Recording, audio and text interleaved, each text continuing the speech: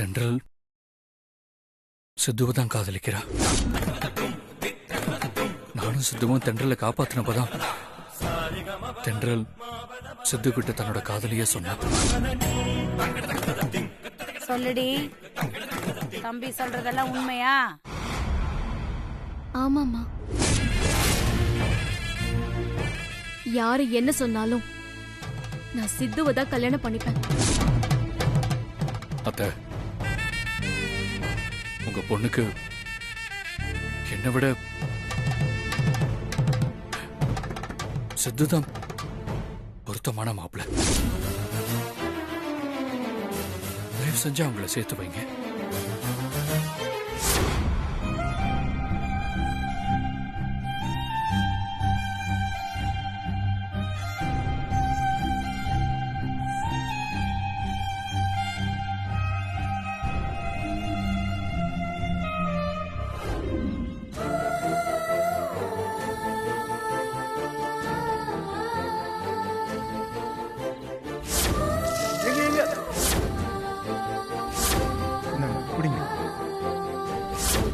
Doctor phone பண்றேன்.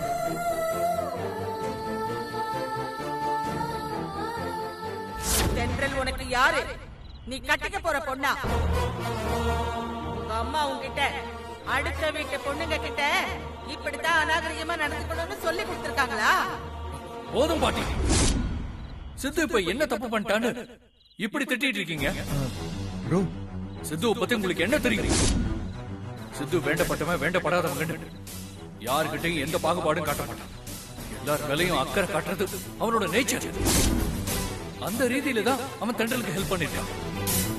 அத போய் கொச்சப்படுத்துறீங்களா பாட்டி? இதை நீங்களே வச்சுக்கோங்க. இல்ல ப்ரோ, இதை நீங்களே வச்சுக்கோங்க. இல்ல ப்ரோ, நீங்க வச்சுக்கோங்க.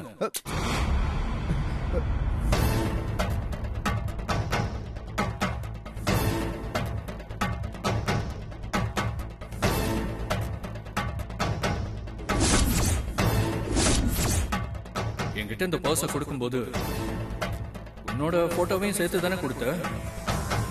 அதுக்கப்புறம் சித்து கிட்ட இந்த பர்ஸை கொடுக்கும்போது உன் போட்டோவை எடுக்க மறந்துட்டியா?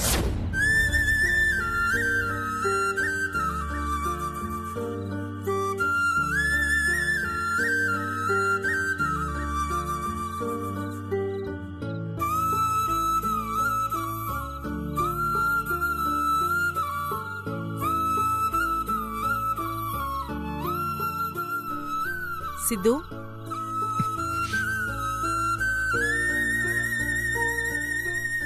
என்ன ஆச்சு? ஏன் கண்ணெல்லாம் கலங்கி இருக்கு? தென்றல நல்லபடியா காப்பாத்தியாச்சுல்ல?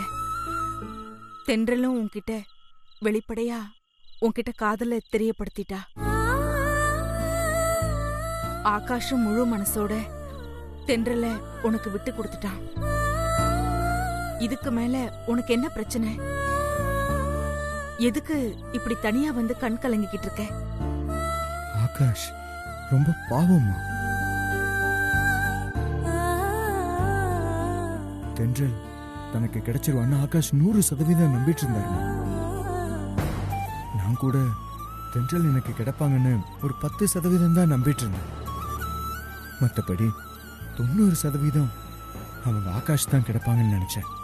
அதனாலதான் நீங்க தென்றல் என்ன லவ் பண்றாங்கன்னு சொன்னதை நான் நம்பாம இருந்தேன். ஏன்னா ஆகாஷ் அந்த அளவுக்கு ஜென்டில்மேன். என்னையும் தென்றலையும் சந்தேகப்படுறதுக்கு ஆகாஷ்க்கு எத்தனையோ சூழ்நிலை கிடைச்சது. ஆனா அப்பெல்லாம் எங்களை எவ்வளவு டீசெண்டா புரிஞ்சுக்கிட்டாரு தெரியுமா? சான்ஸே இல்லம்மா. அவர் இடத்துல நான் இருந்திருந்தா கூட அவர் அளவுக்கு புரிஞ்சு நடந்திருக்க மாட்டேன். இப்ப தென்றல் என்ன ஏத்துக்கிட்டாங்களேன்னு நினைச்சு சந்தோஷப்படுறதா, இல்ல நாங்க 2 பேரும் சேர்ந்து ஆகாஷ கஷ்டப்படுத்திருப்போம்னு நினைச்சு வருத்தப்படுறதான்னு எனக்கு ஒண்ணுமே புரியலம்மா. உண்மையாவே சொல்றமா, ஆகாஷ் உடம்பு உருவம் மனசுன்னு மொத்தமாவே தங்கமா. அப்படிப்பட்டவரை இந்த அளவுக்கு காயப்படுத்திட்டமே நினைக்க மனசுக்கு ரொம்ப உறுத்தலா இருக்குமா. நானாவது சின்ன வயசுல இருந்து நிறைய இழப்புகளை தாண்டி வந்திருக்கேன். ஆனா ஆகாஷ் சந்திச்ச முதல் இழப்பு தென்றல் தான் இல்ல. ஆகாஷ நினைச்சா எனக்கும் ரொம்ப வருத்தமா தான் இருக்கு. நீ ஒன்னும் கவலைப்படாத சித்து. காலமும் சூழ்நிலையும் எல்லார் காயத்துக்கும் மருந்து போடும். உனக்கு தென்றல் கிடைச்ச மாதிரி ஆகாஷ்க்கு சீக்கிரமாவே ஒரு நல்ல பொண்ணு கிடைக்கணும்னு நான் ஏற்கனவே கடவுள்கிட்ட வேண்டியிருக்கேன். நிச்சயம் அந்த கடவுள் ஆகாஷ்க்கு பிடிச்ச மாதிரி ஒரு பொண்ணை சீக்கிரம் அவன் கண்ணுல காட்டுவாரு.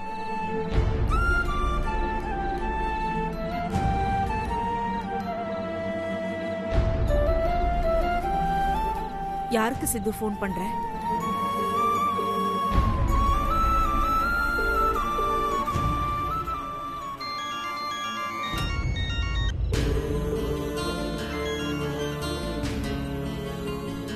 சொல்லு சித்து.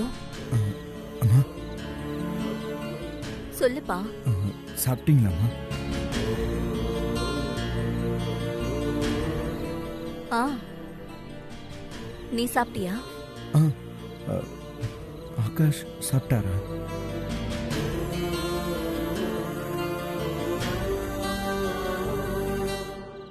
தென்றல் எனக்கு கிடைச்சது ஒரு பக்கம் சந்தோஷமா இருந்தாலும் ஆகாஷை கஷ்டப்படுத்தி தான் நான் தென்றலை ஏத்துக்கணுமான்னு நினைக்கும் போது ரொம்ப உறுத்தலா இருக்குமா.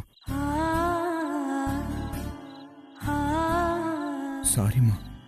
ஹேய், என்ன சித்து, எதுக்கு சாரி எல்லாம் சொல்லிட்டு இருக்க? இதுல உன்னோட தப்போ தென்றலோட தப்போ எதுவுமே இல்லப்பா. கடவுள் எடுத்திருக்கிற ஒரு தெளிவான முடிவு. இத நம்ம ஆகாஷும் புரிஞ்சுக்கிட்டான். நீ ஏன்பா தேவையில்லாம வருத்தப்பட்டு இருக்க? அதெல்லாம் ஒண்ணும் இல்ல. இல்லம்மா, ஆகாஷை நினைக்கும் போது ரொம்ப கஷ்டமா இருக்கு. ஆகாஷ்க்கு கால் பண்ணி ஆறுதல் சொல்ல கூட ஒரு மாதிரி தர்ம சங்கடமா இருக்குமா. அம்மா, எனக்கா ஒரு ஹெல்ப் பண்றீங்களா? என்னப்பா சொல்லு. இன்னைக்கு ஆகாஷ் தூங்குற வரைக்கும் நீங்க அவர் பக்கத்துல இருந்து அவர்கிட்ட ஆறுதலா பேசிட்டு இருக்க முடியுமா? மனசுல இருந்து சொல்றேம்மா. தென்றல் விஷயத்துல ஆகாஷ் அன்னைக்கு முழுசா ரிலாக்ஸ் ஆகுறாரோ அன்னைக்கு தான் என்னால ரிலாக்ஸ் ஆக முடியும்.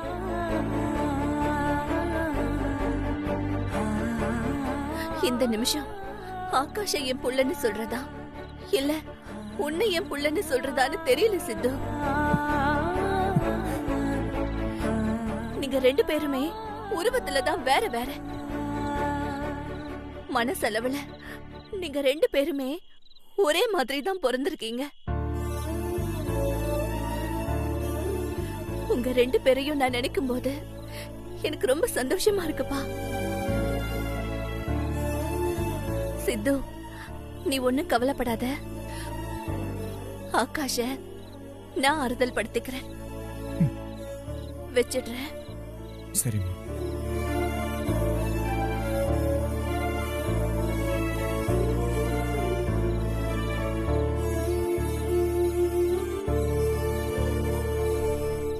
சரி, ரொம்ப நேரம் முழிச்சிட்டு இருக்காத, வந்து சாப்பிடு.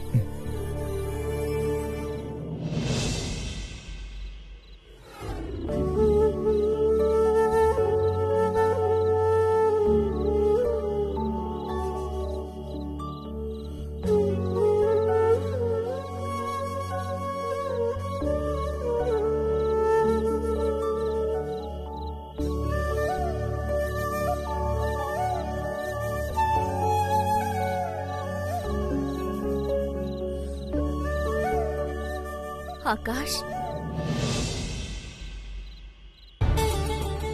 அம்மா, என்னம்மா இங்க வந்திருக்கீங்க? தூங்கலையா? நீ சாப்பிட்டு தூங்குனதுக்கு அப்புறம் தான்ப்பா நான் தூங்குவேன். இல்ல, எனக்கு பசிக்கலம்மா. நான் கொஞ்ச நேரம் இங்க ரிலாக்ஸ்டா வாக் பண்ணிட்டு அப்புறம் வந்து சாப்பிட்டுக்கிறேன். நீங்க போய் சாப்பிட்டு தூங்குங்கம்மா.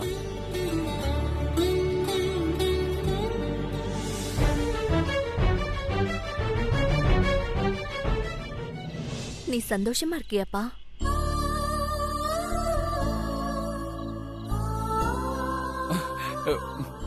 என்னம்மா திடீர்னு இப்படி கேக்குறீங்க?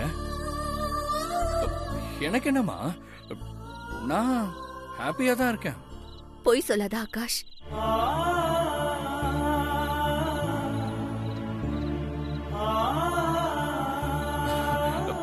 அம்மா என்னாச்சுமா இப்படி எல்லாம் கேக்குறீங்க? என்ன சம்பந்தமே இல்லாம கேக்குறீங்க?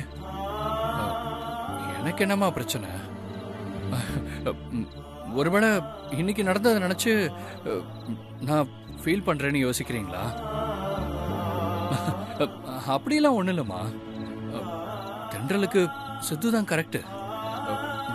எனக்கு இந்த விஷயம் இன்னைக்கு தான் புரிஞ்சது. சித்துவும் தென்றலும் ரொம்ப நல்ல ஜோடிமா. அவங்க ரெண்டு பேருக்குமே பக்கா அண்டர்ஸ்டாண்டிங் இருக்கு. ஹஸ்பண்ட் அண்ட் ஒய்ஃப்னா அப்படிதான் அமையணும். அதனாலதான் நான் அவங்கள நினைச்சு ரொம்ப ஹாப்பியா தான் இருக்கேன். நான் உன் அம்மாடா.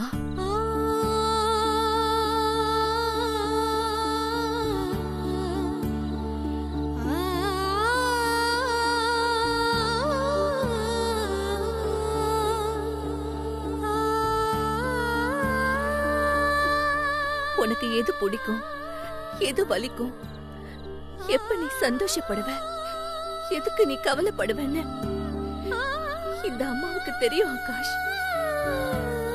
இப்ப உன் மனசுல இருக்கிற வலி அவ்வளோ தூரத்துல இருக்கிற சித்துவுக்கே புரியுது. உன் பக்கத்துல இருக்கிற அம்மாவுக்கு புரியாதா?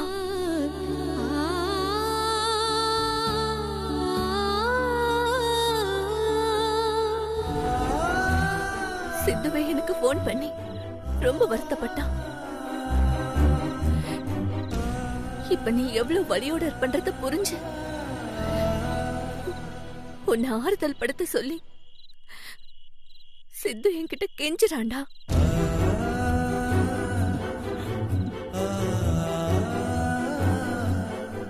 நீ என்னடானா சந்தோஷமா இருக்கிற மாதிரி அம்மா கிட்டயே சமாளிக்கிற.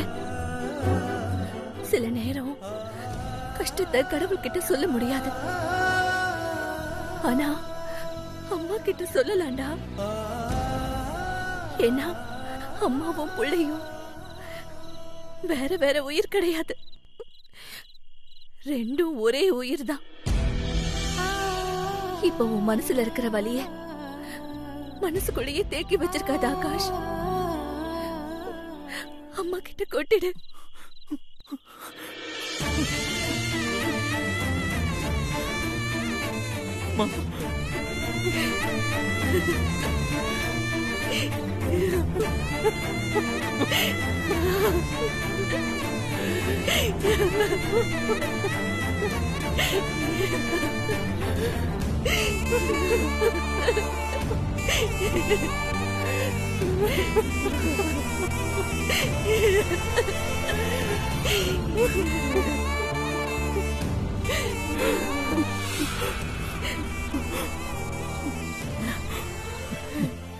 இத்தனை வருஷத்துல நான் இது வரைக்கும் எந்த வலியுமே நான் அனுபவிச்சது இல்லம்மா. எல்லாத்துக்கும் சேர்த்து இன்னைக்கு மொத்தமா அனுபவிக்கிறேம்மா.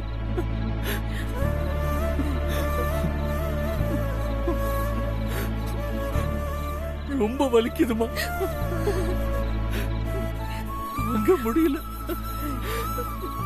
இப்படி ஒரு வலியும் ஏமாற்றமும் என் எதிரி கூட வரக்கூடாதுமா. ஆனா இப்பவும் சொல்றேம்மா, தென்றல் சித்துவுக்கு கிடைச்சது ரொம்ப சரியான விஷயம்.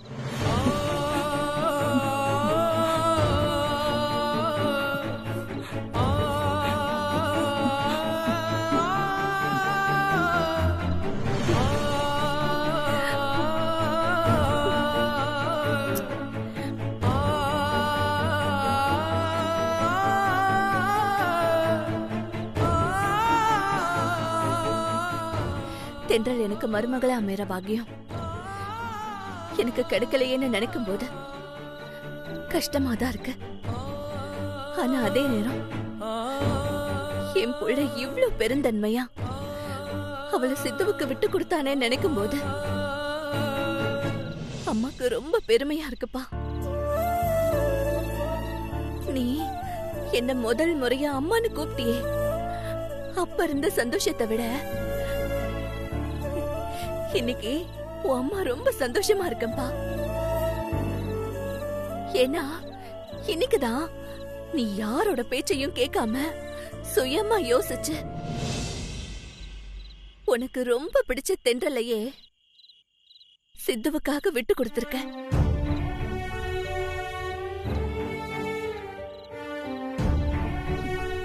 கவலைப்படாத ஆகாஷ், உன் நல்ல மனசுக்கு தென்றல் மாதிரியே ஒரு நல்ல பொண்ணு உனக்கும் சீக்கிரமா கிடைப்பா.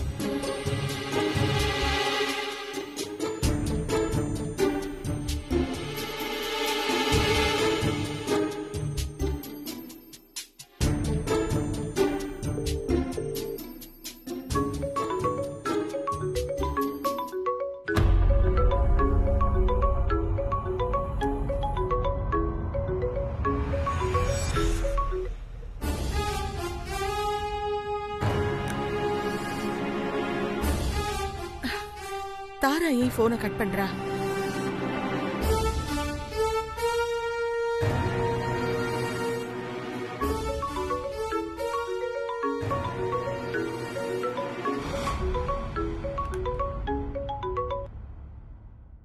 என்ன விஷயம்? என்ன தாரா, ஏன் என் போனை அட்டன் பண்ணாம கட் பண்ணி விடுற? கட் பண்ணி விடுறேன்னு தெரியுதுல, அப்புறம் எதுக்கு திரும்ப திரும்ப ஃபோன் பண்றீங்க? ஏன் என்கிட்ட இப்படி முகத்துல அடிச்ச மாதிரி பேசுற? நீங்க எதுக்காக ஃபோன் பண்ணீங்கன்னு சொல்லிட்டு போனை வைங்க. நீ ஏன் இவ்வளவு கோவமா இருக்கேன்னு எனக்கு புரியுது தாரா. அப்பா ஜெயில இருக்கிறத நினைச்சு கவலைப்படுறியா? கவலைப்படாதம்மா, நான் என் பவரை பயன்படுத்தி உங்க அப்பாவை சீக்கிரமே வெளியில கொண்டு வந்துருவேன். போது நிறுத்துறீங்களா? என் அப்பா ஜெயிலுக்கு போனதே உங்களாலதான். என்னம்மா சொல்ற? நான் என்ன பண்ணேன்? உன் அப்பா என்கிட்ட கூட சொல்லாம அவசரப்பட்டு தென்றலை கடத்தினது அவரோட தப்புதான். தப்புதான். ஆனா அவர் அப்படி ஒரு தப்பு செய்ய தூண்டினது உங்களோட கிரிமினல் புத்தி தானே. நீங்க தேவையில்லாம செகண்ட் டைமும் எங்களை அப்ரோச் பண்ணி என்ன உங்க பேரனுக்கு கட்டி வைக்கிறேன்னு வாக்கு கொடுத்தீங்க. அத நம்பி நான் உங்க பேரனை விரும்பி தொலைச்சிட்டேன். ஆனா நீங்க என்ன பண்ணீங்க?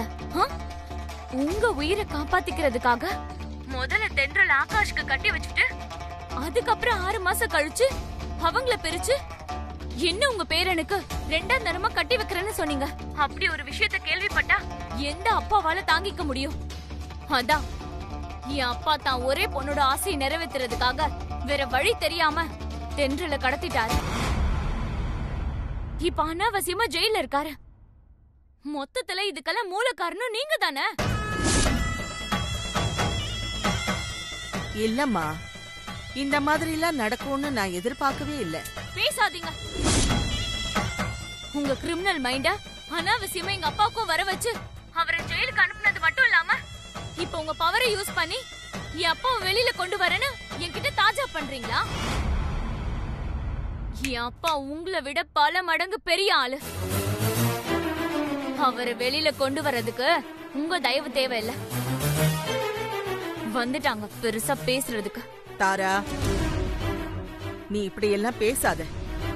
என்ன இருந்தாலும் நீ எங்க வீட்டுக்கு வரப்போற மருமக இல்லையா? ஓ, உங்களுக்கு இன்னும் அப்படி ஒரு நினைப்பு இருக்கா? உங்க வீட்டுக்கு மருமகளா வரக்கூடாதுன்ற முடிவை நான் எப்பவோ எடுத்துட்டேன். என் அப்பா எனக்கு வேற இடத்துல அலையன்ஸ் பாத்துட்டாரு.